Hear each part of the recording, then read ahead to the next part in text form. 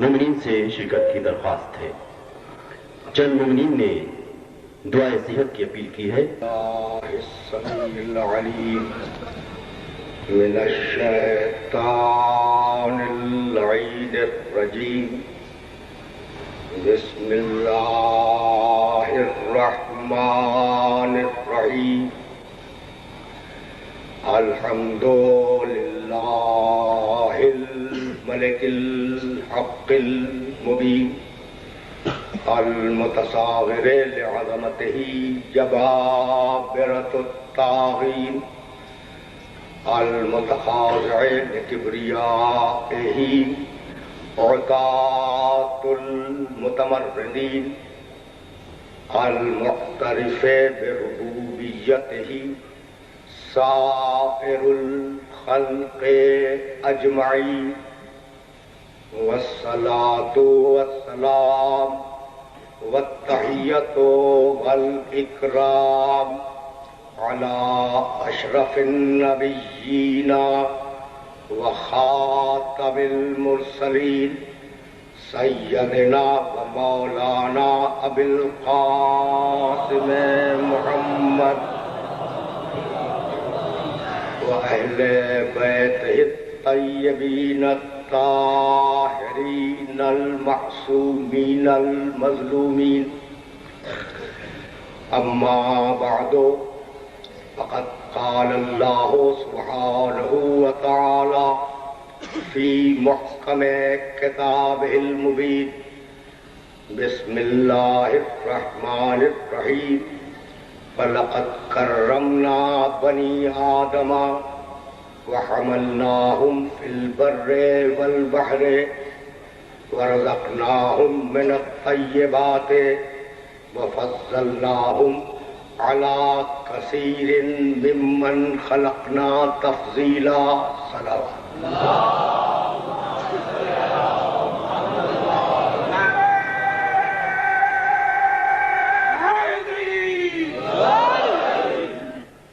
عزیزان محترم، کرامت انسانی کے عنوان سے ہم نے جس سلسلہ گفتگو کا آغاز کیا تھا وہ سلسلہ گفتگو اپنے 7ویں مرحلے میں داخل ہو رہا ہے. پچھلی ساری تقریروں کی تلخیص یہ ہے کہ ان اکرمکم عند اللہ اتقاکم. اللہ نے بڑے واضح اور بڑے دو ٹوک الفاظ میں پوری انسانیت کو یہ بتا دیا ہے کہ تم میں صاحب عزت وہی ہے جو صاحب تقوی ہے. کرامت اسی انسان میں ہے، عزت اور شرف اسی انسان میں ہے جو تقوی رکھتا ہو، جو متقی ہو. اب تک علماء تفسیر اس مسئلے پہ حیران ہے کہ تقوی کے معنی کیا ہے. 300 سے زیادہ مقامات پر قرآن مجید نے تقوی پہ بحث کی، لیکن کسی مقام پر تقوی کی تعریف نہیں ہے کہ تقوی ہے کیا. تو اگر میں اپنے سننے والوں کو ان تعریفوں کی طرف لے جاؤں جو علماء نے لکھی ہیں تو بڑا وقت درکار ہے. تقوی کی آسان ترین تعریف مجھ سے سنتے جاؤ. تقوی، توجہ رکھنا، تقوی کسی مخصوص عبادت کا نام نہیں ہے. مثلا تم کہہ دو کہ تقوی یعنی نماز پڑھنا، تو یقیناً نماز بہت بڑی عبادت ہے، لیکن تقوی نام نہیں ہے نماز پڑھنے کا. اس لیے کہ بہت سے لوگ جو عدیم الفرصت ہیں وہ جان چھوڑا لیں گے یہ کہہ کر کہ بھئی ہم متقی نہیں بن سکتے. تقوی نام نہیں ہے روزہ رکھنے کا، اس لیے کہ وہ لوگ جو مریض ہیں وہ زندگی میں کبھی متقی بن ہی نہیں سکتے. تقوی نام نہیں ہے حج کرنے کا، اس لیے کہ جو مستطیع نہ ہو وہ متقی بن ہی نہیں سکتا. بہت سیدھی اور بہت صاف بات عرض کی ہے نا میں نے. تقوی نام نہیں ہے. خمس و زکات کا جو نکال ہی نہ سکے، جو مفلس ہو، وہ پھر تو زندگی میں کبھی متقی بن ہی نہیں سکتا نا. تو اب تقویٰ ہے کیا؟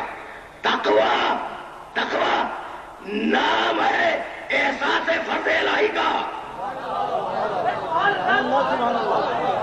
تقویٰ نام ہے فریضے کے احساس کا. اب جیسا فریضہ ہو ویسا احساس ہو. بھئی یہی لانا تھا اپنے سننے والوں کو. تقویٰ نام ہے فریضہ الہی کے احساس کا. یعنی خلاصہ کر دوں میں، جسے منوائے اسے مانو، یہ ہے تقویٰ. دیکھو دو لفظوں میں تقوی کی تعریف مکمل ہو جائے گی. جسے منوائے اسے مانو، یہ ہے تقویٰ. اور جسے کروائے اسے کرو، یہ ہے تقویٰ. بات واضح ہو گئی نا؟ اب ذرا سی بات یہیں سے آگے جانی ہے، یہیں سے بات کو آگے جانا ہے. بھائی سنتے ہیں نا، جسے منوائے اسے مانو، جبھی تو متقی بنو گے. اور جسے کروائے اسے کرو، جبھی تو متقی بنو گے. اب یہ میں نے اپنے الفاظ میں کہا، جسے منوائے اسے مانو، ہے نا؟ اسے قرآن کہتا ہے ایمان. جسے منوائے اسے مانو، میں نے اپنے الفاظ میں کہا نا. قرآن میں اس کے لیے لفظ ہے ایمان. اور جسے کروائے اسے کرو، قرآن میں اس کے لیے لفظ ہے عمل صالح. دیکھو آرام سے بات کو آگے لے جا رہا ہوں میں. ایمان اور عمل صالح. اب دیکھ ڈالو پورے قرآن کو. ابھی شام کو الاستغفار میں کہہ رہا تھا کہ جنت کا وعدہ کیا ہے صرف متقین سے، ہے نا؟ اب یہ اس کی تشریح ہے. پورے قرآن کو دیکھ ڈالنا، جہاں جہاں پروردگار عالم نے انسانیت سے جنت کا وعدہ کیا ہے، ان سارے مقامات پر دو شرطیں ہیں: ایمان، عمل صالح. جہاں جہاں قرآن مجید میں جنت کا وعدہ ہے، ان سارے مقامات پر، ایک سورہ یوسف کی آیت کو، سورہ یونس کی آیت کو چھوڑ کر سارے مقامات پر ایمان، عمل صالح. کیا میرے سننے والوں کو وہ آیت یاد نہیں ہے سورہ نحل کی؟ من عمل صالحا من ذکر او انثی وہو مؤمن. عمل صالح کرو، عمل صالح کرو. تم مرد ہو یا عورت ہو، عمل صالح کرو. لیکن شرط یہ ہے کہ صاحب ایمان بھی بنو، ایماندار بھی بنو. شرط یہ ہے کہ ایماندار بھی بنو. تو ایمان لاؤ، عمل صالح کرو، ہم تمہیں جزا عطا کریں گے، ہم تمہیں اجر دیں گے، ہم تمہیں قیامت میں نجات دیں گے. دیکھا، ایمان، عمل صالح. اچھا اور آسان، بسم اللہ الرحمن الرحیم. ابھی تلاوت کر کے آ رہا ہوں. والتین والزیتون وطور سینین وہذا البلد الامین لقد خلقنا الانسان فی احسن تقویم. ہم نے انسان کو بہترین کیمیابی اجزاء کے ساتھ پیدا کیا. ثم رددناہ اسفل سافلین.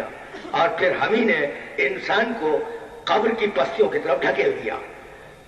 پیدا کیا تو اسفل تقویم بنایا، ڈھکیلا تو اسفل سافلین میں ڈھکیل دیا. تو اب اگر بچنا چاہ رہے ہو اس اسفل سافلین سے تو الا الذین آمنوا وعملوا الصالحات. ایمان لاؤ، عمل صالح کرو. بھائی پہنچ رہی ہے نا باتیں میرے مطلب سننے والوں تک؟ تو بڑے اطمینان سے سنتے جانا. وہ سورہ نحل کی آیت، یہ سورہ 3. اور اب وہ سورہ جو میرے ہر سننے والے کے ذہن میں پہلے سے محفوظ ہے، بسم اللہ الرحمن الرحیم. والعصر ان الانسان لفی خسر الا الذین آمنوا وعملوا الصالحات وتواصوا بالحق وتواصوا بالصبر. قسم ہے زمانے کی، والعصر، قسم ہے زمانے کی. ان الانسان لفی خسر، سارے انسان خسارے میں ہیں، سارے انسان گھاٹے میں ہیں. الا الذین آمنوا، مگر وہ کہ جو ایمان لایا. وعملوا الصالحات، جس نے اچھا عمل کیا. وتواصوا بالحق وتواصوا بالصبر، اور ہمیشہ رشتہ رکھا تو حق کی بنیاد پر، رشتہ رکھا تو صبر کی بنیاد پر. رکے رہنا. والعصر، بھائی تمہید کو زیادہ طویل نہیں کروں گا لیکن جملے تو سنتے جاؤ. والعصر ان الانسان لفی خسر الا الذین آمنوا، سب گھاٹے میں ہیں، سب نقصان میں ہیں. الا الذین آمنوا، مگر جو ایمان لائے. وعملوا الصالحات، اور عمل صالح کریں. وتواصوا بالحق وتواصوا بالصبر، اور حق اور صبر کی بنیاد پر تعلق رکھے، حق اور صبر کی بنیاد پر رشتہ رکھے. بھائی توجہ رکھنا، پورا سورہ سمجھ میں آ گیا نا؟ اب سنو، انسان جب دنیا میں آتا ہے، بھئی یہ جملہ اس قابل ہے کہ تمہارے ذہنوں کے اندر محفوظ ہو جائے. کیا کہا قرآن نے؟ والعصر ان الانسان لفی خسر، انسان گھاٹے میں ہے، انسان گھاٹے میں ہے۔ فائدے میں کب ہوگا؟ جب ایمان لے آئے۔ انسان گھاٹے میں ہے، فائدے میں کب آئے گا؟ جب ایمان لے آئے۔ اب عجیب کمال ہے کہ آج کے معاشرے کا تاجر، اس کا کہنا یہ ہے کہ فائدہ بے ایمانی میں ہے۔ بھائی سنے جاؤ، بہت اطمینان سے سنتے جاؤ۔ آج کا تاجر کہتا ہے فائدہ بے ایمانی میں ہے، آج کا صنعت کار کہتا ہے فائدہ بے ایمانی میں ہے، آج کا افسر کہتا ہے فائدہ بے ایمانی میں ہے، آج کا ماتحت کہتا ہے فائدہ بے ایمانی میں ہے، آج کا کاشتکار کہتا ہے فائدہ بے ایمانی میں ہے۔ جبھی تو یہ بے ایمانی عام ہے اس دنیا میں، ایمانداری تو اگلے وقتوں کی بات ہو گئی نا۔ آج کا طالب علم کہتا ہے کہ فائدہ بے ایمانی میں ہے۔ اسی لیے قرآن نے نہ افسر کی بات کی، نہ ماتحت کی بات کی، نہ تاجر کی بات کی، نہ صنعت کار کی بات کی۔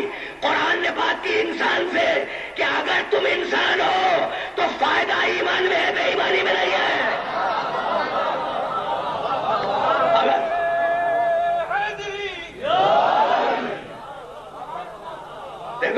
دیکھو قرآن مجید نے کسی پیشے والے سے بات نہیں کی، قرآن نے انسان کو مخاطب کیا ہے نا، کہ دیکھو اگر تم انسان ہو، انسان تو فائدہ ہے ایمان میں۔ اب انسان دنیا میں آیا، بھائی یہ سورہ ذہن میں رہے، الا الذین آمنوا، ایمان لاؤ فائدے میں رہو گے، عمل صالح کرو، عمل الصالحہ فائدے میں رہو گے، رشتہ بناؤ حق اور صبر کی بنیاد پر، تعلق بناؤ حق اور صبر کی بنیاد پر، فائدے میں رہو گے۔ دنیا میں جو بھی انسان آتا ہے اس کے ساتھ تین چیزیں ہوتی ہیں۔ دیکھو صنعت کار کا بیٹا صنعت کار بن کے نہیں آتا، مجتہد کا بیٹا مجتہد نہیں آتا، نبی کا بیٹا نبی نہیں آتا، بھائی ہے یا نہیں؟ تو جب بیٹا دنیا میں آیا، جب بھی کوئی بھی انسان دنیا میں آیا تو کیا چیزیں لے کے آئے؟ یاد رکھنا میرے ان لوگوں کو، ابھی نہ کوئی حدیث پڑھ رہا ہوں نہ کوئی آیت پڑھ رہا ہوں، ابھی تو میں کامن سینس کی باتیں کر رہا ہوں۔ بھائی دنیا میں جب بچہ آیا تو کیا ملازم کا بچہ ملازمت لے کے آیا اور کاشتکار کا بچہ کاشتکاری لے کے آیا؟ نہیں، کچھ نہیں لایا ہے، لیکن تین چیزیں لایا ہے۔ ایک لایا ہے جسم، اور ایک لایا ہے روح، اور ایک لایا ہے رشتہ داریاں۔ بس بھائی بات واضح ہو گئی۔ جتنے بھی بچے دنیا میں آئے، جسم لائے، روح لائے، تعلقات اور رشتہ داریاں لائے۔ کوئی چوتھی چیز کوئی بچہ لایا ہو تو تم بتلا دو۔ تو یہی لاتا ہے نا، ہر انسان یہی لے کے دنیا میں آتا ہے، جسم لے کے آیا، روح لے کے آیا، یعنی ایک حاضر ہے ایک غائب ہے۔ ہر انسان میں بھائی جسم حاضر ہے، روح غائب ہے۔ اب اتنا بتاؤ کہ حاضر غائب کی وجہ سے زندہ ہے یا غائب حاضر کی وجہ سے زندہ ہے؟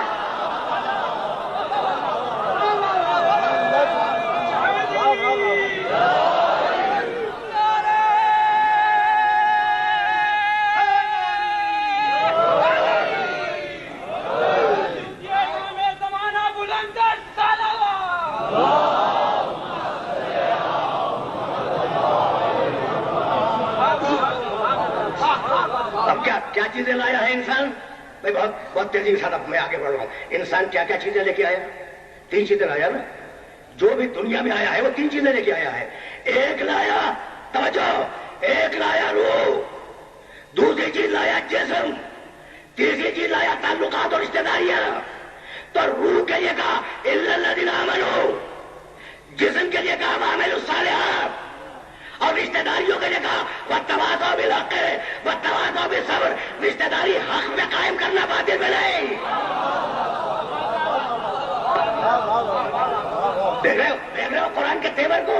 بھائی آ گیا اس مرحلے پر جس مرحلے پر آج اپنے سننے والوں کو روک لینا ہے۔ رشتہ داریاں، تعلقات حق کی بنیاد پہ ہو، باطل کی بنیاد پہ نہ ہو۔ بھائی روم کا صہیب ہے، حبش کا بلال ہے، فارس کا سلمان ہے، تینوں میرے سینے سے لگ جائے اور میرا سگا چچا ہے دور چلا جائے۔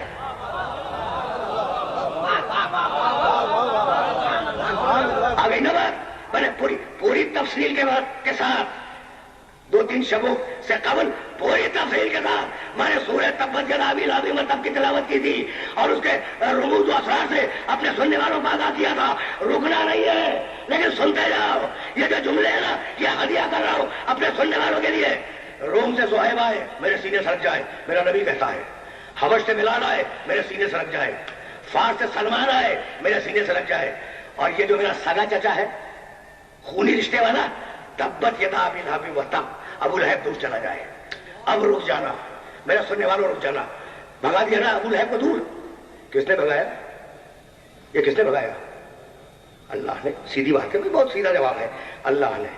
अच्छा, ये अबू लहब दुश्मन किसका है? अल्लाह का। आप यकीन कीजिए कि बनी हाशिम बुत परस्त नहीं थे। ये जुमला भी जहन के अंदर महफूज हो जाए कहीं खजाने में। बनी हाशिम बुत परस्त नहीं थे। अबू लहब हाशिमी है।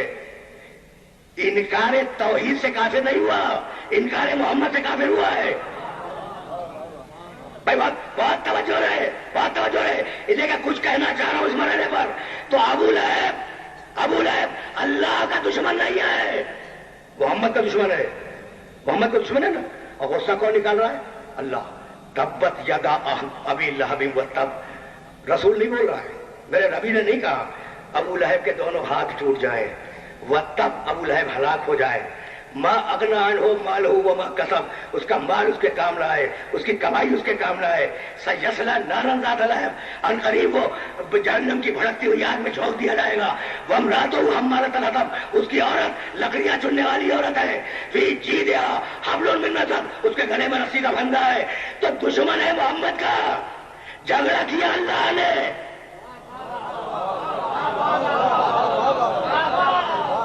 भाई सुनना भाई, ये अजीब और गरीब मरहले फिक्र है, यहाँ सुनने वालों को रोक रहा हूँ। भाई रसूल अल्लाह का दुश्मन है ना अबू लहब, सगा चाचा है। अच्छा, दुश्मनी भी जानते हो क्या थी? कहने लगा कि मुझ जैसे सीनियर के होते हुए इस जूनियर को नबूवत क्यों दे दी? तो कम सिनी पे हमेशा एतराज रहा है।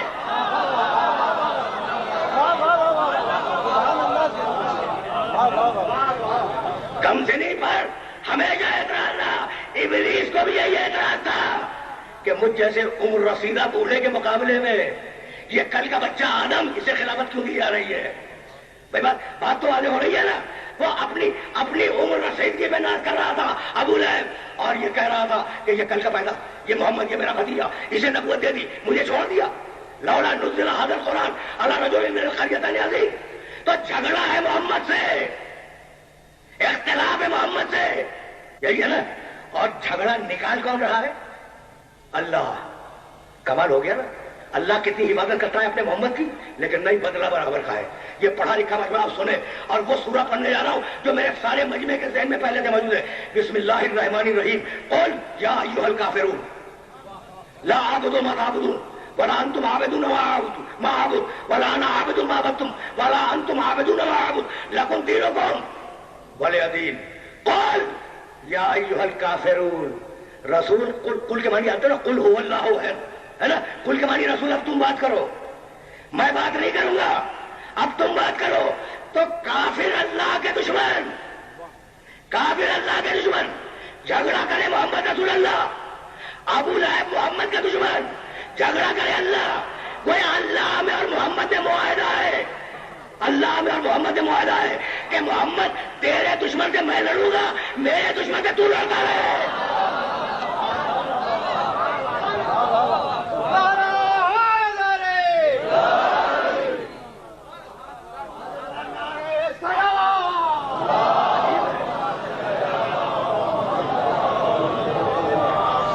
अजीब मरहला है, और उसी मरहले से मैं आगे जाऊंगा।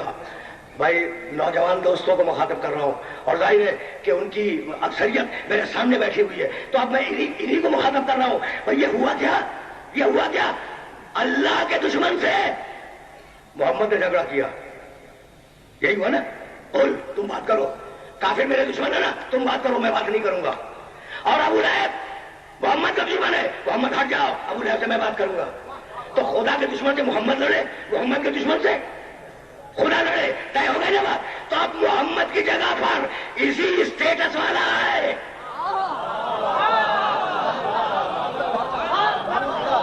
बात بات کچھ باتیں ہو رہی ہیں نہیں؟ محمد رسول اللہ کی جگہ پر اسی اسٹیٹس والا ہے. اب تاریخ کے خفتہ مقامات کو بیدار کروں. بھائی پوری تاریخ اسلام میں کل 2 حارث ہیں. کل 2 حارث ہیں. ایک حارث وہ ہے جو خیبر میں علی کے مقابلے پہ آیا، اور ایک حارث وہ ہے جس نے غدیر میں علی کی مولائیت کو چیلنج کیا. بھائی یاد ہے یا نہیں؟ حارث، مرحب، انتر، ترتیب بھی یہی ہے. خیبر کی لڑائی میں فقط مرحب کا ذکر سنا. اچھا مرحب کا بھی صحیح نام مرحب نہیں، یہ مرحب ہے. ہائے ہوتی کے اوپر تشدید ہے. اب یہ ایک الگ مسئلہ ہے. تو حارث، مرحب، انتر. بڑا کون ہے ان میں؟ حارث. مرحب سے بڑا ہے اور مرحب سے بڑا بہادر ہے. کون ہے؟ یہودی. خیبر تو یہودیوں سے لڑائی ہے نا. توجہ رکھنا، توجہ. یہ کچھ کہنا چاہ رہا ہوں اس مرحلے پر، اور اگر وہ بات پہنچ گئی تو میں سمجھوں گا کہ میری آج کی محنت سوارت ہو رہی ہے. اچھا تو اب یہ جو خیبر کا حارث ہے وہ یہودی ہے، ٹھیک؟ اور یہودیوں کے لیے قرآن میں کیا ہے؟ فقط باؤ بغضب من اللہ. یہ اللہ کے دشمن ہے، ٹھیک ہے نا؟ یہودی اللہ کے دشمن ہے. حارث یہودی ہے، حارث اللہ کا دشمن ہے. مارا کس نے؟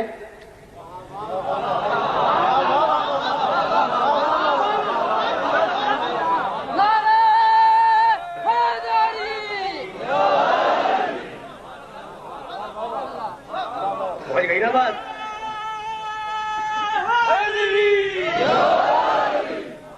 بات پہنچ گئی نا میرے محترم سننے والوں تک؟ بھائی مارا کس نے؟ علی نے. سننا لیکن اب آگے جا رہا ہوں میں. اور غدیر خم کے میدان میں دوسرا حارث ہے، حارث ابن نعمان فہری، ٹھیک؟ اچھا یہ اس کا عقیدہ کیا ہے؟ کہنے لگا یا رسول اللہ، مسلمان ہے، رسول اللہ کو رسول مانتا ہے، اللہ کو اللہ مانتا ہے، قرآن کو اللہ کی کتاب مانتا ہے، پیغمبر اکرم کے ساتھ حج کر کے آیا ہے، حاجی بھی ہے، مسلمان بھی ہے، ٹھیک ہے نا؟ بھائی حاجی بھی ہے، مسلمان بھی ہے، 7 جنگیں بھی لڑی ہیں. تو کہنے لگا کہ آپ نے اپنی مرضی سے علی کو حاکم بنایا یا اللہ کی مرضی سے؟ پیغمبر اکرم کو جلال آ گیا. کہنے لگا میں نے زندگی میں کبھی کوئی کام اپنی مرضی سے نہیں کیا ہے. تو کہنے لگا کہ اگر یہ اللہ کی مرضی ہے کہ علی ہم پر حاکم بنا دیا جائے تو اللہ مجھ پہ عذاب نازل کر دے. اللہ مجھ پر عذاب نازل کر دے. یہ جو غدیر خون والا حارث ہے یہ کیا خدا کا دشمن ہے؟ خدا کو مان رہا ہے. تو خیبر میں خدا کے دشمن کو علی نے مارا اور غدیر میں علی کے دشمن کو خدا نے مارا.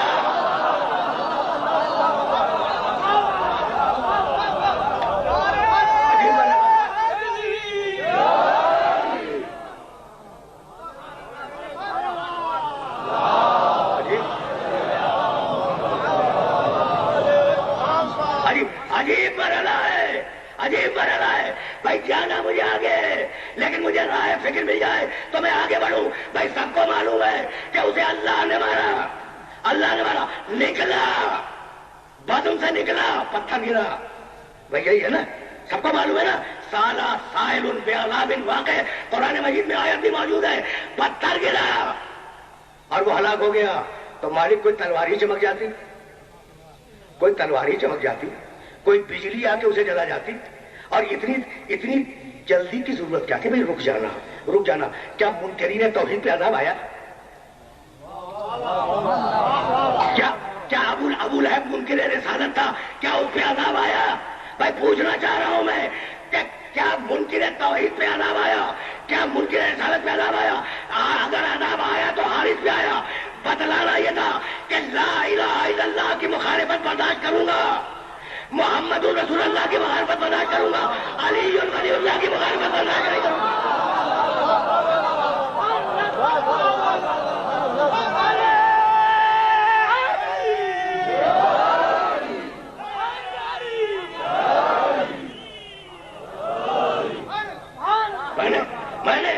میں نے بڑی زحمت دی اپنے سننے والوں کو. جو منوائے اسے مانو، جو کروائے اسے کرو. اس کا نام ہے تقویٰ. بھائی آرام سے چلتے رہو میرے ساتھ، اس لیے کہ کہیں جانا ہے اور کل کی تقریر سے اس منزل پہ متصل ہو رہا ہوں۔ جو منوائے اسے مانو، جو کروائے اسے کرو، یہ ہے تقویٰ۔ اور اگر اس سے ہٹ گئے تو سمجھ لو کہ وہ جو کمی گاہ میں بیٹھا ہوا ہے، وہ جو آدم کے گھر میں گھس گیا تھا، وہ جو نوح کے گھر میں گھس گیا تھا، وہ تمہیں بھی ڈگمگانے کی کوشش کر رہا ہے۔ بھائی آ گئی نا بات، نوح کے گھر میں گھس گیا۔ کل اسی مرحلے پہ تو بات رکی تھی، لیکن جانا آگے ہے۔ نظام ہدایت کے مقابلے پر اور نظام تقویٰ کے مقابلے پر وہ مسلسل ایک نظام گمراہی لے کے چل رہا ہے۔ سننا اور اسے ذہن میں رکھتے جانا، ابلیس نظام تقویٰ کے مقابلے پر ایک مسلسل نظام گمراہی لے کے جا رہا ہے، اور عجیب شان کے ساتھ قرآن مجید نے ڈسکس کیا ہے ابلیس کے کاموں کو۔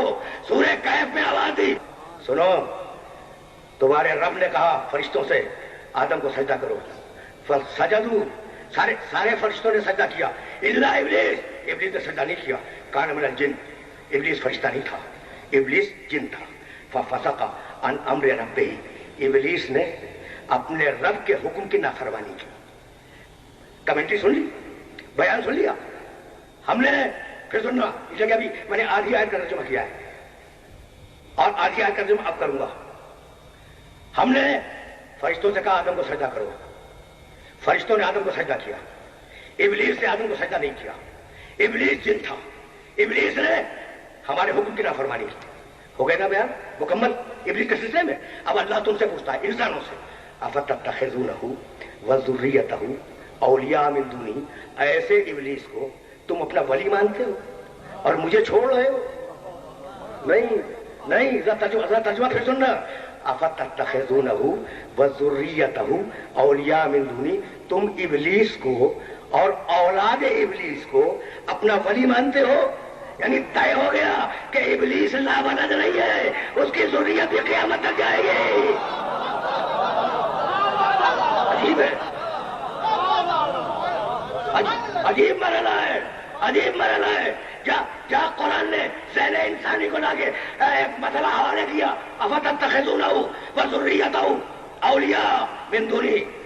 سنو، تم ولی مانتے ہو، اب یہ بات ولایت تک آ گئی نا، سنتے جانا، تم ابلیس کو ولی مانتے ہو، تم ابلیس کی اولاد کو ولی مانتے ہو؟ دیکھو بھائی بہت توجہ رکھیے گا، اس لیے کہ ترجمے ہی میں سارا زور ہے۔ تم ابلیس کو اور ابلیس کی اولاد کو اپنا ولی مانتے ہو، حالانکہ ہم نے انہیں آسمان و زمین کی خلقت کا گواہ نہیں بنایا۔ دیکھو میں پھر ترجمہ کر رہا ہوں، قرآن کی باریکیوں تک پہنچنے کی کوشش کرو۔ افتتخذونہ وذریتہ اولیاء من دونی ما اشہدتہم خلق السماوات والارض، تم ابلیس کو ولی سمجھتے ہو، حالانکہ ہم نے ابلیس کو آسمان و زمین کی خلقت کا گواہ نہیں بنایا۔ یعنی کہہ دیا کہ ولی وہ ہوگا کہ آسمان بن رہا ہو، وہ دیکھ رہا ہو۔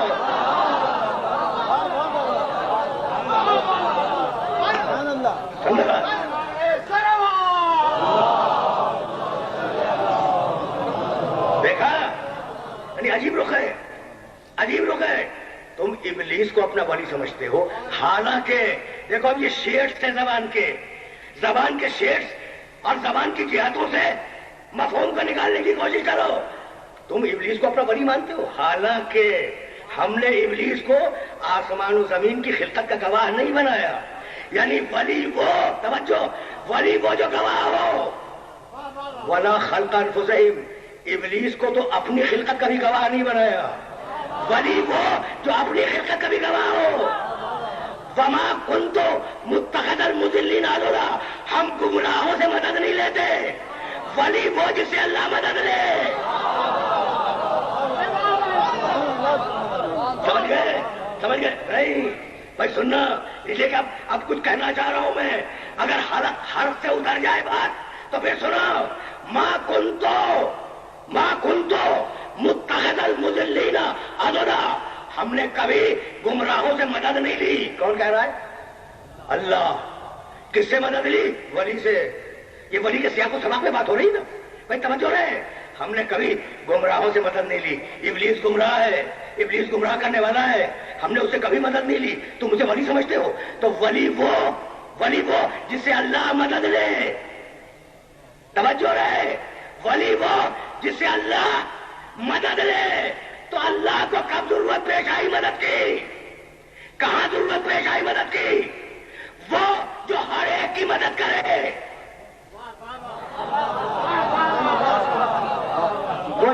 وہ جو قادر مطلق ہے، وہ جو قادر مطلق ہے، وہ جو صاحب قدرت ہے، وہ جو صاحب جبروت ہے، وہ جو مالک الملک ہے، اس مالک الملک کو کبھی ضرورت پڑی مدد لینے کی؟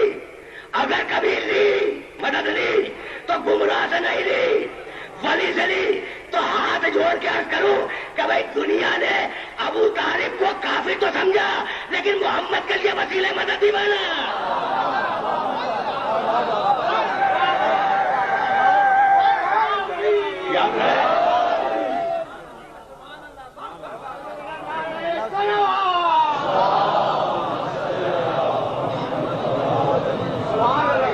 خبردار خبردار، ابلیس کو اپنا ولی نہ سمجھنا، لیکن ابلیس اپنا پورا نظام گمراہی لیے ہوئے آگے بڑھ رہا ہے.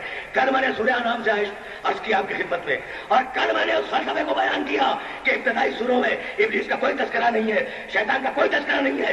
جیسے جیسے مسلمان ہونے لگے ویسے ویسے ابلیس کا تذکرہ شروع ہوا. اور اب بھائی بہت توجہ رہے، اب زمانہ آیا، نوح کے زمانے میں گھس گیا.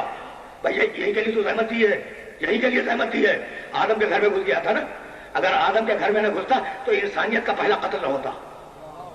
قابل نے حابیل کو قتل کر دیا، یہ انسانیت کا پہلا قتل تھا. ابلیس گھس گیا آدم کے گھر میں، ابلیس گھس گیا ابلیس نوح کے گھر میں.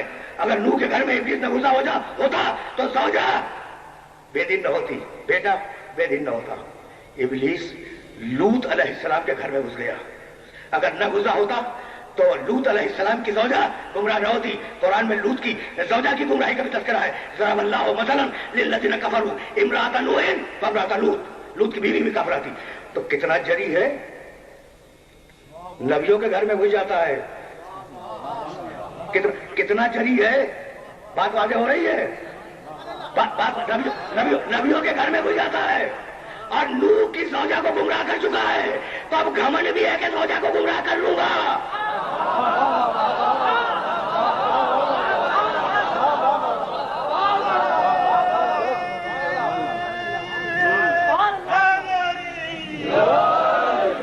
اب گھمنڈ ہے کہ میں نوح کی زوجہ کو گمراہ کر چکا، لوط کی زوجہ کو گمراہ کر چکا. اب وہ آ گیا ابراہیم کے دروازے پر.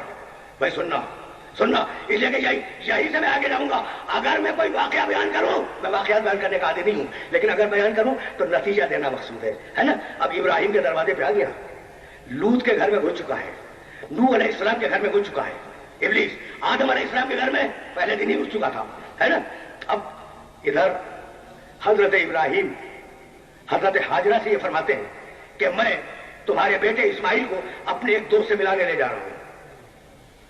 ذرا لباس بدل دو، ذرا بالوں میں شانہ کر دو، ٹھیک ہے نا، سرما لگا دو. بچہ ہے، چھوٹا سا بچہ ہے، 13-14 سال کا. 14 سال میں نہیں، 12 یا 13 سال. حضرت حاجرہ نے اسماعیل علیہ السلام کی والدہ مطہرہ نے لباس بدلا، بالوں میں شانہ کیا، آنکھوں میں سرما لگایا، بچے کو لے کے چلے. ابراہیم بچے کو لے کے چلے. کیا کہہ کے لے کے چلے تھے؟ دوست سے ملانے لے جا رہا ہوں. ادھر وہ مینا کے میدان کی طرف گئے اور ادھر ابلیس ابراہیم علیہ السلام کے گھر پہ پہنچا، دروازہ کھٹکھٹایا. حضرت حاجرہ نے دروازہ کھولا، کہا کیا بات ہے؟ کہا بی بی تمہارے شوہر کی عقل ختم ہو گئی ہے. کہا عقل ختم ہو گئی ہے ابراہیم کی؟ کہا کہ ہاں، تمہارے بیٹے کو ذبح کرنے کے لیے لے جا رہے ہیں، تمہارے بیٹے کو ذبح کرنے کے لیے لے جا رہے ہیں. ماں ہے نا بھائی، حاجرہ ماں ہے. گھبرا گئی، کہا پھر میں کیا کروں؟ کہا نکل کے روکیے. کہا نکل کے روکیے.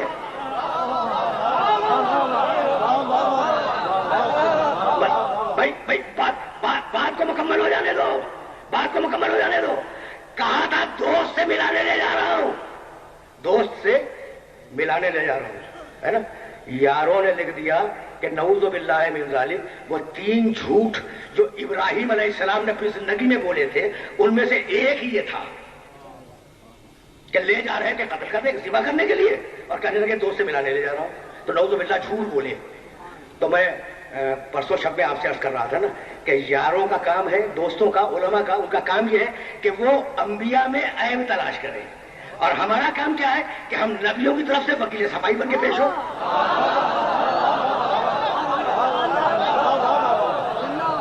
ہم نبیوں کی طرف سے وکیل صفائی بن کے پیش ہو۔ بھائی سنو، ابراہیم کا لقب کیا ہے؟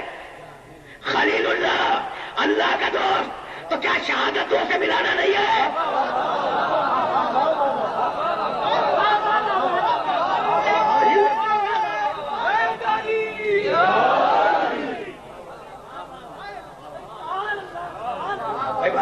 بات پہنچ رہی ہے نا، بات پہنچ رہی ہے نا میرے سننے والوں تک؟ بس یہی سے میں آگے بڑھ جاؤں گا، یہی سے آگے بڑھ جاؤں گا۔ تو کہا تھا کہ دوست سے ملانے جا رہا ہوں، ابلیس نے دروازہ کھٹکھٹایا، نبی کی زوجہ سامنے آئی، کہا کہ آپ کے شوہر کا دماغ مختل ہو گیا، نعوذ باللہ۔ کہا کیا بات ہے؟ کہا آپ کے بیٹے کو قتل کرنے لے جا رہے ہیں۔ کہا میں کیا کروں؟ کہا نکلیے، نکل کے روکیے ابراہیم کو، بس یہ سننا تھا کہ کہا دور ہو، دور ہو، دور ہو، تو ابلیس ہے۔ کہا بی بی میں جا تو رہا ہوں، بس اتنا بتا دو کہ پہچانا کیسے؟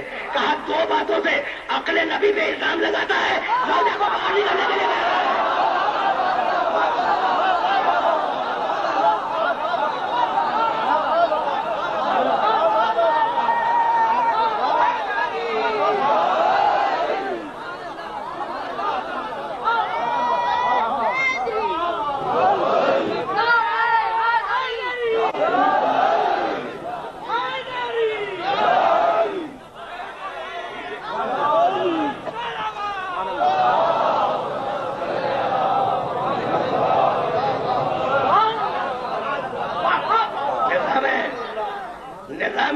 سمجھ میں آ گیا؟ تو اب جملہ ہدیہ کر رہا ہوں اپنے سارے محترم سننے والوں کی خدمت میں۔ اب مقام آل محمد دیکھو، اب میرے آل محمد کو پہچانو، اب محمد کی اولاد کو پہچانو۔ ابلیس توجہ، ابلیس آدم کے گھر میں گھس گیا، نوح کے گھر میں گھس گیا نا، ابراہیم کے دروازے پہ پہنچ گیا، بیوی پہ ہاتھ ڈال دیا، لوط کے گھر میں گھس گیا۔ بھئی یہ ہے انبیاء، یہ ہے انبیاء کہ ابلیس ڈرانا ان کے گھروں میں چلا جائے، اور یہ ہے آل محمد کا گھر۔ ابلیس تو ابلیس ہے، اجازت کے بغیر جبریل بھی چاہتا کہ اللہ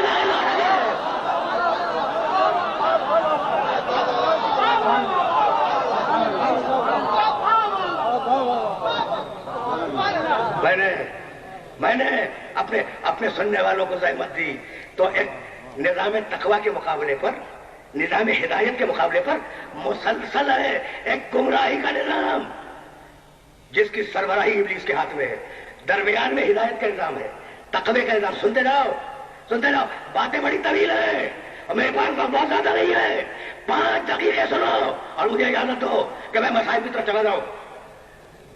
درمیان میں ہدایت کا نظام، تقوی کا نظام، ادھر سے حملہ ہے، گمراہی کا نظام ساتھ میں چل رہا ہے نا۔ تو اب مالک کوئی حفاظت کا نظام بھی ہے؟ اگر حفاظت کا نظام نہیں ہے تو نبی حفاظت کرے گا یا ہدایت کرے گا؟ دیکھو بڑا پڑھا لکھا مجمع میرے سامنے بیٹھا ہے، بڑا پڑھا لکھا مجمع میرے سامنے بیٹھا ہے۔ بھائی نبی یا اپنی حفاظت کر لے یا قوم کی ہدایت کر لے، دو کام تو نہ لو نا نبی سے۔ تو اگر نبی کا کام ہے ہدایت کے نظام کو قائم کرنا، تو پھر کوئی نہ کوئی نظام حفاظت ہونا چاہیے جو نبی کی حفاظت کرے۔ سننا سورہ انعام قرآن مجید کا 6واں سورہ ہے نا، اور اس سورے کی یہ آیت مبارکہ بھی سنتے جاؤ۔ آیت کا نشان ہے 86، الذین آتیناہم الکتاب والحکم والنبوۃ فإن یکفر بہا ہؤلاء فقد وکلنا بہا قوما لیسوا بہا بکافرین۔ بہت اطمینان سے ترجمہ سننا اس آیت مبارکہ کا، اور جا کے ترجمے کے والے قرآن میں ترجمہ دیکھ بھی لینا۔ الذین آتیناہم الکتاب والحکم والنبوۃ، جن لوگوں کو ہم نے نبوت دے دی، جن لوگوں کو ہم نے کتاب دے دی، جن لوگوں پر ہماری وحی آئی، انبیاء، انبیاء الذین آتیناہم الکتاب والحکم والنبوۃ فإن یکفر بہا ہؤلاء، اگر ساری دنیا مل کر بھی ان کا انکار کرے، کن کا؟ ہمارے نبیوں کا، ہمیں پرواہ نہیں ہے، فقط وکلنا بہا قوما لیسوا بہا بکافرین، ہم نے ان کی حفاظت کے لیے ایسے لوگ رکھے ہیں جو ماضی میں کبھی کافر نہیں تھے۔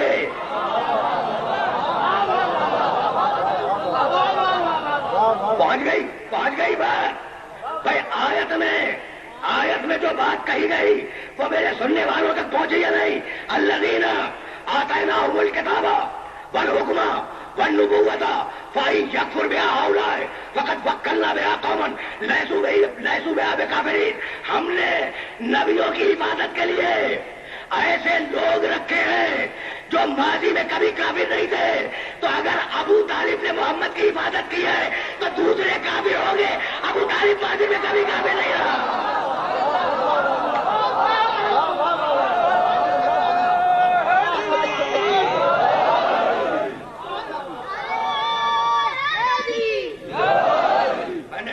میں نے اپنے سننے والوں کو زحمت دی، لیکن جب بات آ گئی ہے نا، سنتے ہی جاؤ، کیا لفظ استعمال کیا؟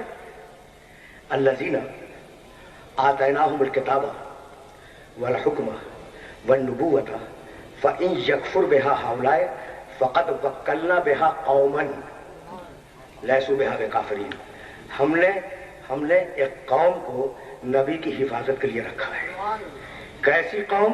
جو کبھی ماضی میں کافر نہیں تھی، تو محمد کی حفاظت وہ کرے جو ماضی میں کافر نہ ہو۔ ماضی میں جو کافر نہ ہو وہ نبی کی حفاظت کرے، اور ہے کون؟ قوم۔ کہتے ہیں کہ بس ایک تھا حفاظت کرنے والا، ابو طالب، اور لفظ کیا استعمال کیا؟ قوم۔ قوم ایک تو نہیں ہوتا نا، قوم ایک تو نہیں ہوتا۔ اچھا، تو اب آپ کو پوچھنے کا حق ہے نا کہ بھائی آپ کہہ رہے ہیں کہ حفاظت تو کل ایک نے کی، اس کا نام ہے ابو طالب، اور قرآن کہہ رہا ہے کہ قوم تھی، تو قوم میں ایک تو نہیں ہوتا۔ تو اب میں پڑھوں آیت، ان ابراہیم کانا امتن قانتن للہ حنیفا شاکرا لانعمہ اجتباہ وہداہ الی صراط مستقیم۔ ان ابراہیم کانا امتن، ابراہیم ایک تھا مگر امت تھا۔ ابراہیم ایک تھا مگر امت تھا، ابو طالب ایک تھا مگر قوم تھا۔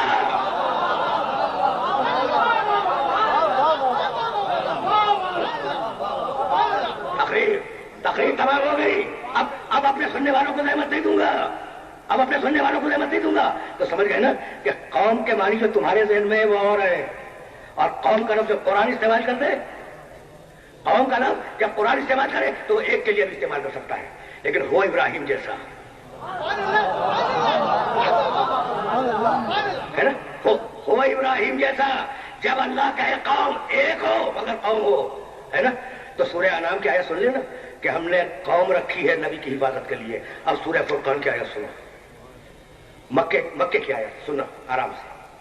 ان ھذا الا افک افترا ہو وَأَعَانَهُ عَلَيْهِ قَوْمٌ آخَرُونَ، مشرک کہتے ہیں کہ ہم تو ابھی قرآن کو بھی تباہ کر دیں، محمد رسول اللہ کو بھی تباہ کر دیں، ہم کیا کریں؟ ایک قوم مسلسل حفاظت کر رہی ہے۔ کون کہتا ہے؟ مشرک کہتے ہیں۔ تو حفاظت کرنے والا اور ہے، مشرک اور ہے۔ تو بہت سیدھی بات ہے، مشرک کہتے ہیں ان ھذا الا افک افترا ہو، یہ قرآن نعوذ باللہ جھوٹ کا پرندہ ہے۔ ترجمہ کر رہا ہوں آیت مبارکہ کا، نعوذ باللہ من ذلک۔ مشرک کہتے ہیں کہ یہ قرآن جھوٹ کا پرندہ ہے، اور ہم تو قرآن کو بھی ختم کر رہے ہیں، محمد کو بھی ختم کر رہے ہیں۔ ان ھذا الا افک افترا ہو وَأَعَانَهُ عَلَيْهِ قَوْمٌ آخَرُونَ، ایک قوم ہے جو حفاظت کی جا رہی ہے۔ تو اتنی بات طے ہو گئی کہ جدھر مشرک ہوگا ادھر قوم نہیں ہوگی، جدھر قوم ہوگی ادھر مشرک نہیں ہوگا۔ طے ہو گئی نا بات۔ تو مکے میں تو قوم تھی، مکے میں قوم تھی، اور مکے میں ابو طالب کا انتقال ہو گیا نا، رسول مدینے آئے، تو کیا مدینے میں کوئی قوم نہیں ہوگی؟ بس میری تقریر تمام ہو گئی، ابھی شام کے وقت مسٹر پارک میں آیت پڑھ کے آ رہا ہوں، انٹرپریٹ اب کروں گا، اس کی تفسیر بیان کروں گا۔ بھائی مکہ مکے میں ابو طالب قوم، مدینے میں پروردگار کہا سنو سنو مدینے کی قوم کو سنو، ایک ہو مگر قوم ہو، یا ایھا الذین آمنوا من یرتد منکم عن دینہ فسوف یأتی اللہ بقوم یحبہم ویحبونہ۔ اے ایمان لانے والو، اگر تمہارا جی چاہتا ہے کہ مرتد ہو جاؤ تو مرتد ہو جاؤ، ہمیں پرواہ نہیں ہے، ہمارے پاس ایک قوم ہے، ایک قوم ہے جو خدا کو دھو سکتی ہے اور خدا انہیں دھو سکتا ہے۔ اب مجھے نہیں معلوم کہ یہ کون ہے جو خدا کو دھو سکتا ہے اور خدا اسے دھو سکتا ہے، لیکن خیبر میں عرب یہی کہہ کے دیا تھا۔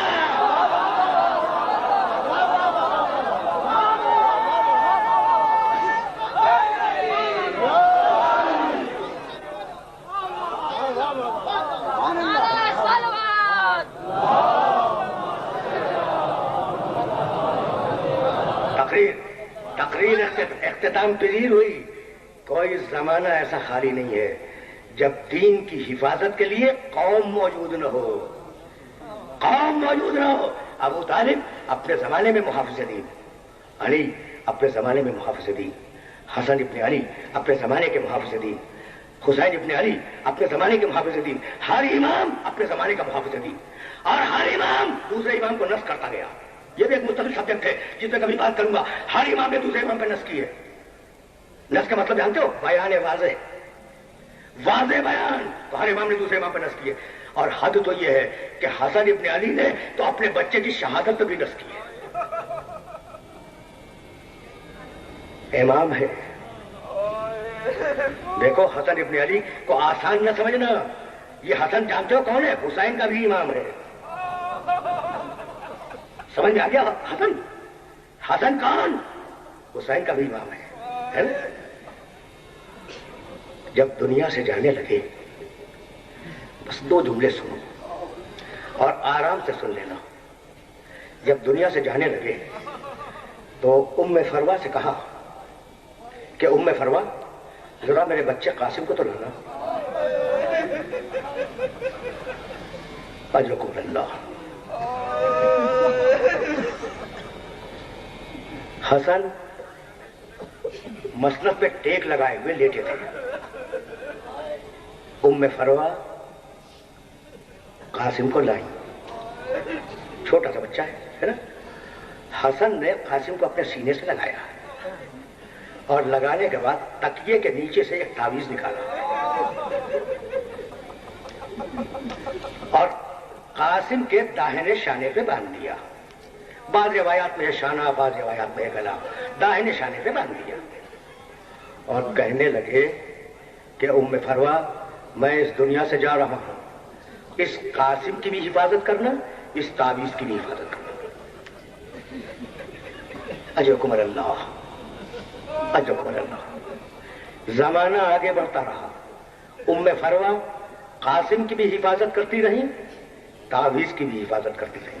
معلوم ہے نا، سب کو معلوم ہے۔ اور میں بھی نشتر پارک میں کہہ کے آ رہا ہوں کہ آج کی مائیں اپنے بچوں کے گلوں میں تعویذ ڈالتی ہیں زندگی کے لیے، اور اس ماں نے تعویذ کی حفاظت کی تھی موت کے لیے۔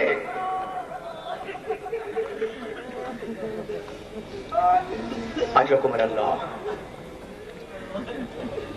عاشور کی شب تھی، عاشور کی شب تھی اور سارے دوست بیٹھے ہوئے تھے حسین کے، اور حسین محضر کا تذکرہ کر رہے تھے کہ کل میرے ساتھ فلاں شہید ہوگا، فلاں شہید ہوگا، فلاں شہید ہوگا، نام لے رہے تھے۔ چھوٹا بچہ قاسم اس خیمے میں کونے میں موجود تھا۔ جب بھی کسی کا نام لیتے نا حسین کے فلاں شہید ہوگا تو بچہ گھٹنوں کے بل کھڑا ہو جاتا اور کہتا چچا کیا میرا نام بھی میدان میں ہے؟ چچا کیا میرا نام بھی میدان میں ہے؟ اجرکم اللہ، اجرکم اللہ۔ دو چار جملے سن لو۔ چچا کیا میرا نام بھی محضر میں ہے؟ تو دو تین مرتبہ تو حسین ابن علی نے جواب نہیں دیا۔ بھائی دیکھنا، جواب نہیں دیا۔ جب ایک مرتبہ پوچھا دوبارہ قاسم نے کہ چچا کیا میرا نام بھی محضر میں؟ تو کہا قاسم تم اپنی بات کر رہے ہو، یہ جو تمہارا چھوٹا بھائی ہے نا علی اصغر، اس کا نام بھی محضر میں ہے۔ بچہ گھبرا گیا، کہا چچا جان کیا فوجی عظیم خیموں میں داخل ہو جائے گی؟ اجرکم اللہ۔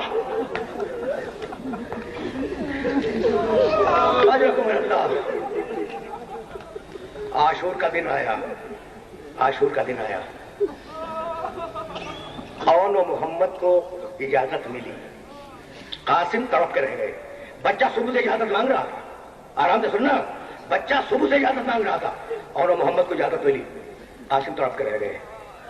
अब्बास अपने छोटे बेटे मोहम्मद को खुद मैदान में छोड़ के आए। कासिम तड़प के रह गए। खुदा की कसम, वक्त नहीं मिलता, वक्त नहीं मिलता करबला के तफसीलात को बयान करने का। लेकिन अब जब बात आ गई है ना तो दो जुमले सुनते जाओ, दो जुमले सुनते जाओ। पैसा सुबह आशूर नमूदार हुई, पैसर सात की तरफ से तीर अंदाजों ने तीर फेंके, 25 असहाब शहीद हुए। ठीक, सबको मालूम है 25 असहाब शहीद हो गए। और अब जो बचे हैं तो हुसैन ने उनको जंग की इजाजत दी, वरना उससे पहले हुसैन रोक रहे थे। हर एक को रोका है हुसैन ने। जब भी कोई बढ़ता जानिसार कि मौला मैं जंग करूं, कहते थे नहीं सब्र करो। तो जब 25 असहाब शहीद हो गए, अब जंग की इजाजत दी। तो इस जंग में मुस्लिम गए, हुर गए, आबिस गए, दूसरे गए, इस जंग में गए।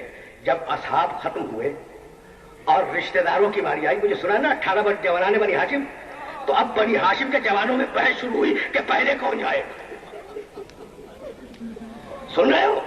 पहले कौन जाए? अब्बास हाथ जोड़ के आए, कहा मौला मौला जिंदगी में किसी ख्वाहिश का इजहार नहीं किया है, मौला मेरे भाई को जाने दे। अब्बास के भाई गए, अब्बास के भाई मैदान में गए, शहीद हुए, शहीद हुए। जब अब्बास के भाई शहीद हो चुके और उनके लाशें आ चुके खैमों में, तो एक मर्तबा लोगों ने देखा कि अब्बास खैमे में गए। और अब जो अब्बास बाहर निकले तो अब्बास का 9 बरस का बच्चा मोहम्मद साथ है। 9 बरस का बच्चा मोहम्मद साथ है। कहा मौला इसे जंग की इजाजत हो। हुसैन हिचकियां ले लेकर रोए।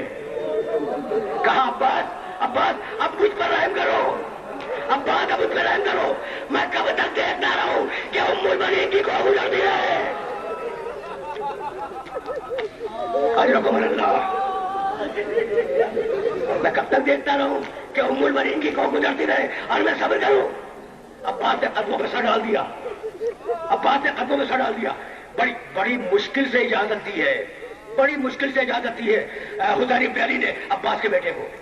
इतना छोटा था कि घोड़े पर नहीं बैठ सकता था, तलवार जो हिमायल की थी वो जमीन पे खत दे रही थी। अब्बास उसे खुद मैदान में छोड़ने गए, उसे खुद मैदान में छोड़ने गए और ये समझाते जा रहे थे कि बेटे मोहम्मद, तुम्हें मालूम है ना तुम हैदर कर्रार के पोते हो। बेटे मोहम्मद, तुम्हें मालूम है ना कि तुम हैदर कर्रार के पोते हो, तुम अब्बास अलमदार के बेटे हो। तो बेटा अगर तलवारों के जख्म लगे तो घबरा के पलट आना। बच्चा गया मैदान में, दादा शजाअत थी और एक मरतबा बच्चा शहीद हुआ। अब्बास ने तलवार खींची और जाना जहां अपने बेटे की लाश पर। हुसैन ने कहा खबरदार अब्बास खड़े रहो, किसी बाप की यह हिम्मत नहीं है।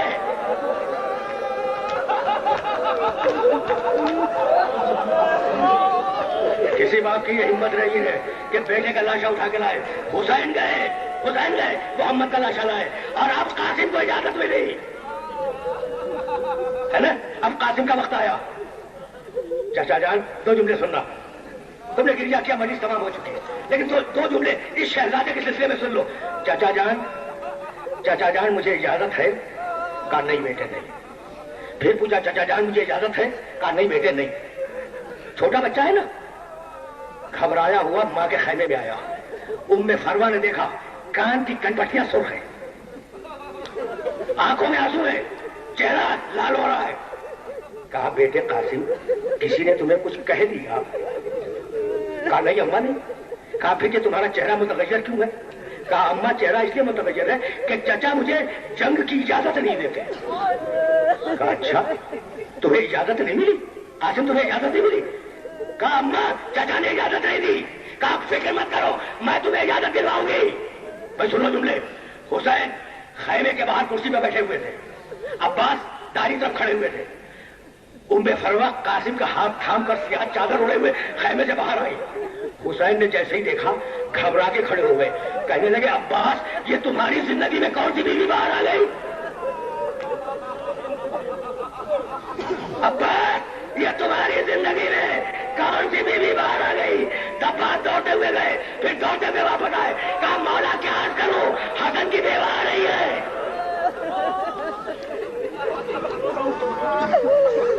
अजरुकुम अल्लाह।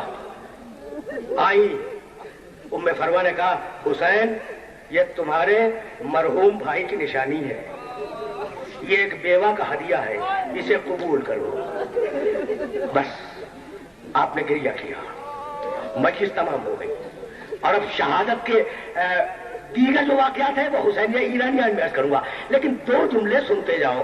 कैसे इजाजत मिली ये नहीं बताऊंगा, ये ईरानियान में अर्ज करूंगा कि इजाजत कैसे मिली, कैसे मिली। बहरहाल इजाजत मिली। हुसैन इतना छोटा बच्चा था कि हुसैन ने गोद में उठाया, घोड़े में सवार कराया। एक बतवा हुसैन ने कासिम को सर से पांव तक देखा और कहा फी अमानिल्लाह कासिम, ये कहा। और कासिम ने एक मतलब फौजी आधा का रुख किया। बेचारे साद ने पुकार के कहा, अरे ये हसन का बेटा है। आखिरी जुमला सुनो, अरे ये हसन का बेटा है, इसे घेर के मारो। फौजों ने घेर लिया, कहीं से तलवार आई, कहीं से घुस लगा। मेरे मौला का बेटा कासिम जमीन पे आया, आवाज दी, वहां माहौदरी। अब जो अब्बास ने हमला किया और हुसैन ने हमला किया और घोड़ों की टापे पड़ी, तो जो जो टाप पड़ती जाती थी आवाज देता जाता था, चाचा जान मेरी मदद को आइए, चाचा जान मेरी मदद। जब लाशे कासिम को अलमदार ने देखा, अफजल की तरफ वैस से जर्रार ने देखा, वो भाई का रोकर शहर अफलान ने देखा, कि अर्ज बड़ा दाग मखार ने देखा, फिर उसे जब सर्व रवा कट गया आका,